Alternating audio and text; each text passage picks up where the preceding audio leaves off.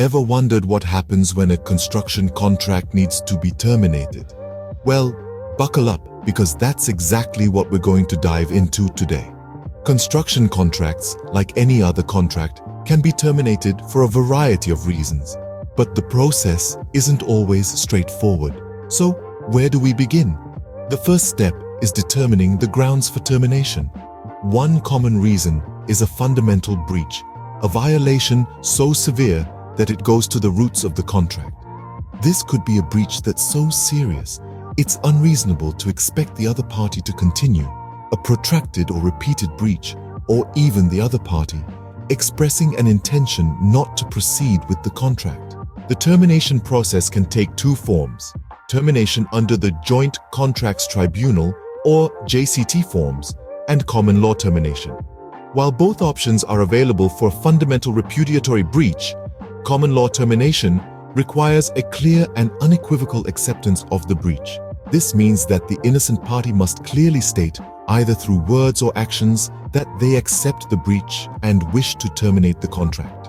But what if the breach is related to payment obligations? A single breach in payment is unlikely to amount to a repudiatory breach, but repeated breaches or refusal to pay may be considered a fundamental breach. Now, let's turn to another side of the coin: the termination by a contractor in the event of an employer's default. In this case, the contractor must issue a notice specifying the default. If the default continues, they may then terminate the employer's employment. This can be due to a variety of reasons, including failure to pay, wrongful assignments, non-compliance with health and safety regulations, and continuous suspension. Lastly, we'll touch on the advantages of terminating a construction contract under the Design and Build Contract 2016.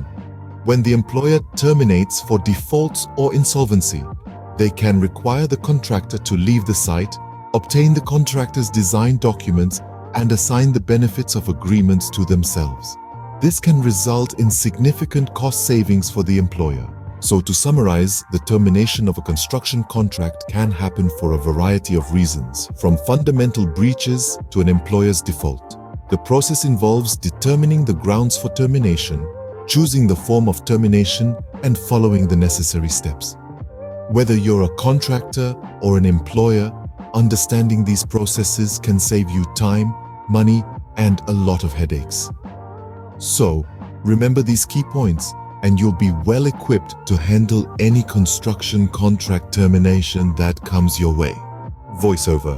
Now, let's put theory into practice by examining a real-life example of a construction contract termination. In the case of XYZ Construction versus ABC Developers, the contractor chose to terminate the contract due to a fundamental breach. ABC Developers, the employer, defaulted by failing to make the agreed payments. XYZ Construction acted in accordance with the contract's termination clause, serving a notice of termination and subsequently ceasing work. In court, XYZ Construction successfully argued their case, resulting in the termination of the contract. Additionally, they were awarded damages to compensate for the losses incurred. This case underlines the importance of understanding your rights and obligations when dealing with construction contracts. The knowledge you gain can be instrumental in protecting your interests and navigating through complex situations such as contract terminations.